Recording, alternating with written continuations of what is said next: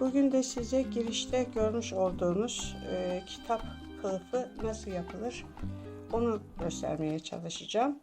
Bunun için kullanmış olduğum kağıdın ölçüsü eni 8 santimetre, şöyle boyu 17 santimetre olacak. Yani eninin 2 katının bir fazlasını aldım. Burada şöyle kullanılmış bir beyaz kağıt kullandım. Bir de arkadaşlar şu şekilde kraft kağıt kullandım. Bunları önce bantlayarak işe başlıyoruz. Bunları bantlamak için arkadaşlar şu şekilde şeffaf koli bandının üzerine arkadaşlar kağıdımı bu şekilde koyuyorum. Yapıştırıyorum. Şimdi bunu kesiyorum ve katlayarak işe başlıyorum. Bu şekilde arkadaşlar bütün kağıtlarımızı bantlayacağız. Burada kullanmış olduğum şeffaf koli bandının şu mesafesi 7 santimetre arkadaşlar. 4 santimlik kısa gelir. Kağıdımızı bu şekilde bantladıktan sonra arkadaşlar şu şekilde katlıyorum. Önce ortadan boylamasını ikiye katlıyorum. Şöyle. Sonra açıyorum arayı. Kalan yarının birini şöyle ortaya gelecek şekilde ikiye katlıyorum. Döndürüyorum. Diğer yarıyı yine ortaya gelecek şekilde ikiye katlıyorum.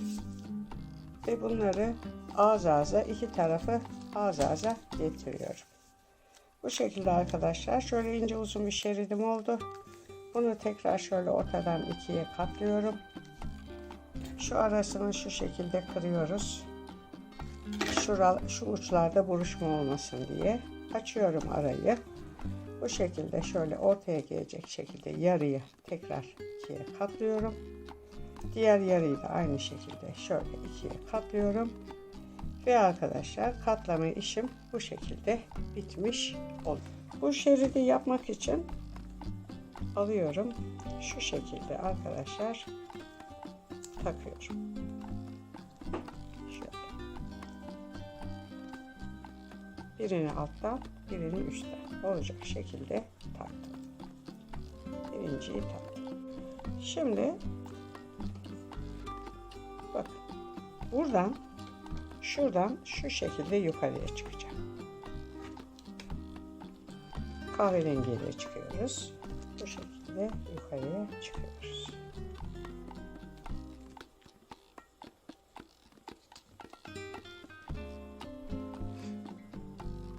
Bakın arkadaşlar.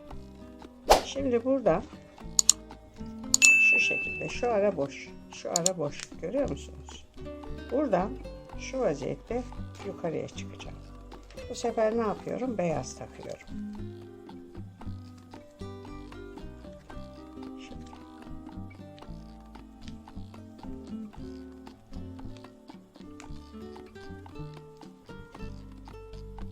Şimdi açıyoruz.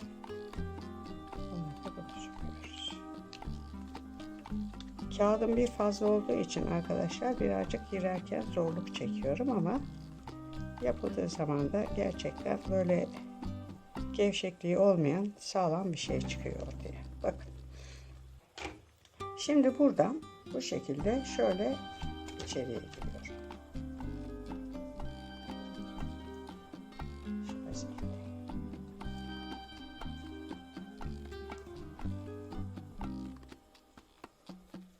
Evet arkadaşlar. Şimdi buradan böyle yukarıya çıkıyorum. Şu vaziyette. Evet.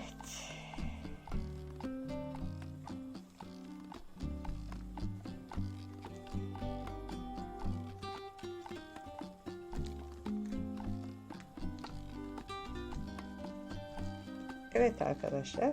Bu şekilde ve şu vaziyette şöyle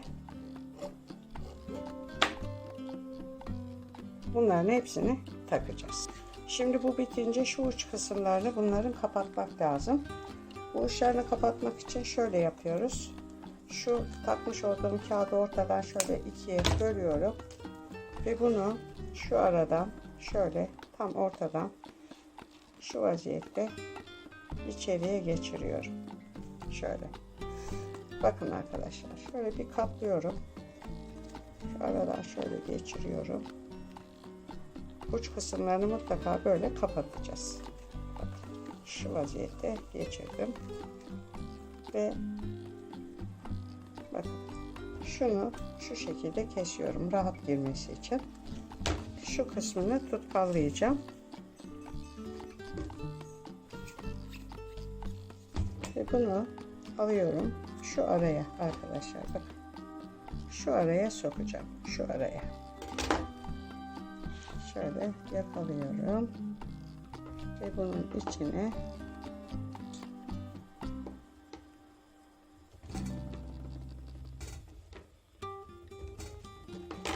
evet.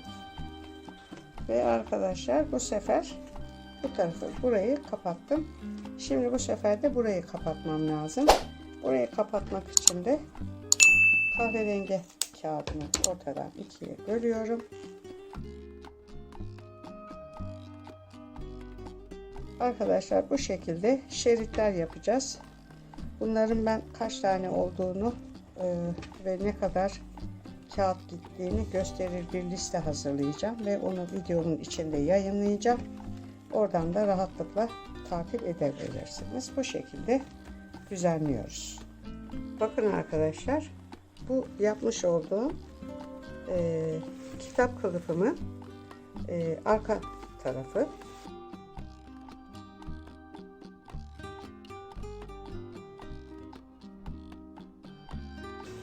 Şimdi bir de bunun ön tarafını yapacağız. Ön tarafını da şu şekilde yapıyorum. Şöyle birini alttan, birini üstten.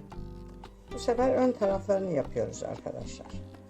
Arka tarafını bitirdik. Şu arka tarafı bir de körük yapacağız. Evet. Şimdi buradan şu şekilde içeriye giriyoruz.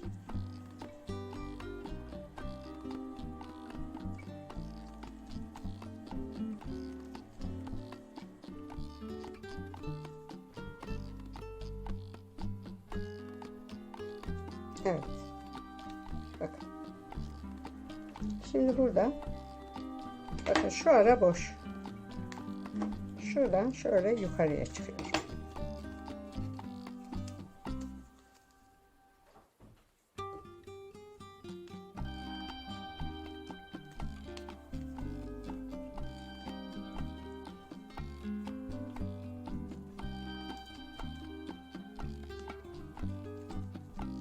Evet.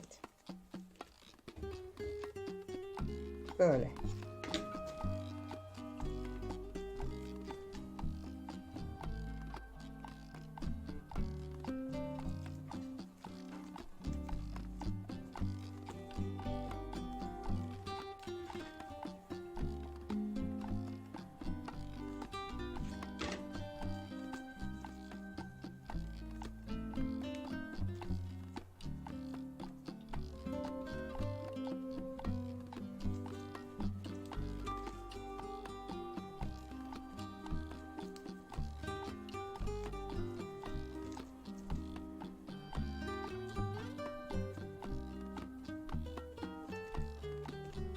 Evet, bakın bu şekilde arkadaşlar böyle istediğim boya gelene kadar bunu yapacağım.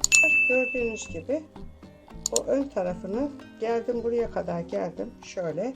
Şimdi en son taktım şuraya ve şu kısmını kırıyorum. Bakın arkadaşlar, şurayı kırdım, şöyle açtım arayı, kırdım ve kapattım. Ve bakın şöyle koyduğum zaman bunu şu şekilde olacak.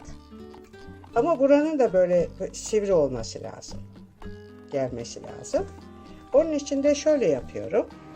Şu bizim katladığımız kağıdı şu şekilde katlıyorum ve arkadaşlar şöyle, daha önce bunlardan yapmıştım. Bu şekilde katlıyorum. Şunu da bu şekilde katlıyorum. Bakın şöyle. Bütün olarak alıyoruz arkadaşlar, şöyle. Şöyle ortaya gelecek şekilde katlıyorum Şunu ortaya gelecek bir şekilde katlıyorum. Şu şekilde yapmıyorum. Şuradaki çirkinlik gözükmesin diye. Bunu şu şekilde katlıyoruz. Bakın şöyle. Bunu arkadaşlar buraya sokacağım. Şöyle. Ama sokmadan önce şu fazlalıklarını şöyle alıyorum. Şunu da alıyorum. Alıyoruz. Ve tutkalıyorum. Sağlam olsun diye.